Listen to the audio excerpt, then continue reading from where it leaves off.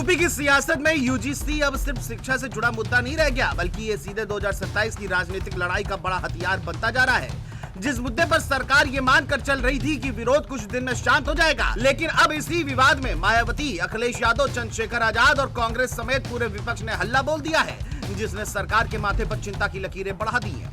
सपा अध्यक्ष अखिलेश यादव ने यूजीसी के नियम को लेकर कहा कि कोई दोषी बचना नहीं चाहिए और निर्दोष फंसना नहीं चाहिए, क्योंकि ये भाजपा की चाल है। इन नियमों से पीडीएस समाज को कोई राहत नहीं मिलेगी, क्योंकि अधिकतर संस्थाओं पर गैर पीडीएस समाज के लोग काबिज हैं।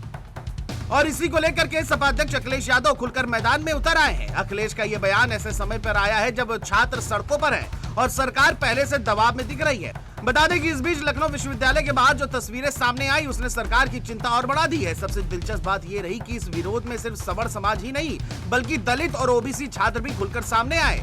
सपा ही नहीं बल्कि बसपा सुप्रीमो मायावती भी इसको लेकर के आक्रामक दिखी। सोशल मीडिया प्लेटफॉर्म एक्स पर मायावती ने पोस्ट कर सरकार और सवर्ण समाज के जातिवादी मानसिकता वाले लोगों पर तंज कसा और शोषित समाज को सावधान रहने की अपील करते हुए लिखा, देश के उच्च शिक्षण संस्थानों में जातिवादी भेदभाव के निराकरण समाधान हेतु यूजीसी द्वारा सरकारी कॉलेज, निजी यूनिवर्सिटियों में समता समिति बनाने के नए नियम के कुछ प्रावधानों को समान वर्ग के केवल जातिवादी मानसिकता के ही लोगों द्वारा इसे अपने विरुद्ध भेदभाव और षड्यंत्रकारी मानकर इसका जो विरोध कर रहे हैं, कतई भी उचित नहीं है। इस प्रकार के नियमों को लागू करने के पहले अगर सभी को विश्वास में लेना बेहतर होता और देश में फिर सामाजिक तनाव का कारण भी नहीं बनता। इस ओर भी सरकारों और सभी संस्थानों को जरूर ध्यान देना चाहिए। साथ ही ऐसे मामलों में दलितों और पिछड़ों को भी इन वर्गों के स्वार्थी और बिकाऊ नेताओं के भड़काऊ बयानों के बहकावे में नहीं आना चाहिए, जिसकी आड़ में ये लोग आए दिन घिनौनी राजनीति करते रहते हैं। वहीं दूसरी ओर आजाद समाज पार्टी काशीराम के मुखिया और नगीना से सांसद चंद्रशेखर आजाद ने यूजीसी के नए नियमों का समर्थन करते हुए कहा कि एससी एसटी ओबीसी होने का दर्द एससी एसटी ओबीसी होकर ही समझा जा सकता है। गाइडलाइन एससी एसटी ओबीसी के लोगों ने नहीं बनाई है, बल्कि समिति ने इस आधार पर बनाई है कि जिस तरह लगातार हाई एजुकेशन सेंटरों में अपराधों की संख्या में 118% की बढ़त देखने को मिली है। उन्होंने आगे कहा कि लोग विरोध कर रहे हैं, उनमें से 90% लोगों ने शायद इसे पढ़ा नहीं है, क्योंकि इसमें आर्थिक रूप से कमजोर बच्चों को भी जोड़ा गया है, दिव्यांगजनों को भी जोड़ा है, तो केवल एससी एसटी के लिए नहीं, ओबीसी को भी जोड़ा है।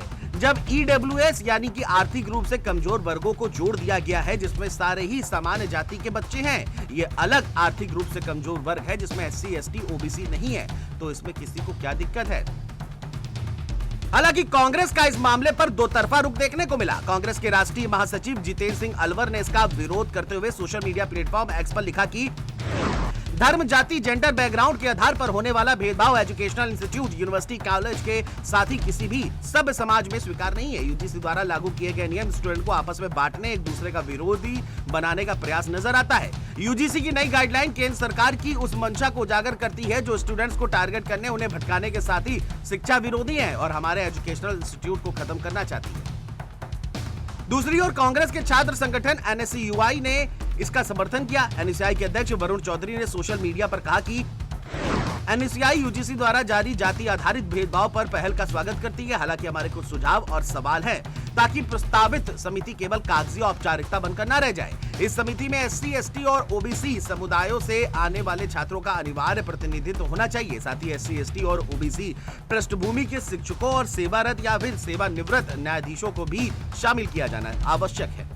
बहरहाल अब देखने वाली बात यह होगी कि विपक्ष इस नियम को लेकर के विरोध में है, लेकिन सभी नहीं। कांग्रेस में दो धाराएं देखी जा रही हैं। अब सबसे बड़ा सवाल यही है कि इस विवाद की सियासी आग क्या और भड़कती है या फिर शांत हो जाती है। ये देखने वाली बात होगी। Test report, JMT news.